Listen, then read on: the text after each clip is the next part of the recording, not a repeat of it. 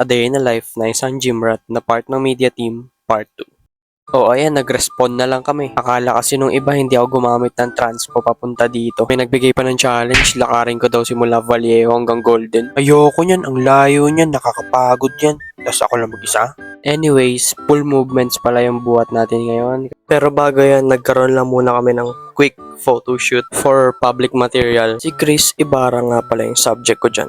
Then after shoot, yun, nag-warm up na ako sa pull-ups. Syempre, kaya tayo mag-warm up sa pull-ups kasi sikat to eh. Maraming nagawa nito eh. Kaya makikigaya tayo. Syempre, biro lang. Maganda kasi talaga ang pull-ups sa overall back activation. Matitrain mo na rin dito yung grip strength mo. Alam mo yun, titibay ka sa pagkapit. Di ka basta-basta bibitaw. Then ito pala next workout ko. Isolated cable row. Para maganda. Maganda rin talaga mga isolation movements. Lalo na sa may mga imbalances. Nakalimutan kong videoan yung mga iba ko pang ginawa.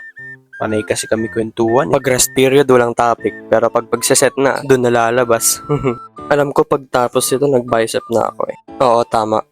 Alternating dumbbell curls na nakatayo. Ginagawa ko lang to ng 3 sets. Siyempre, quality reps. Kasi nakakatamad talaga mag-arms eh. Tapos wala namang aakbay. Joke langs! Salamat sa pagsubaybay. Hanggang sa muli. Paalam!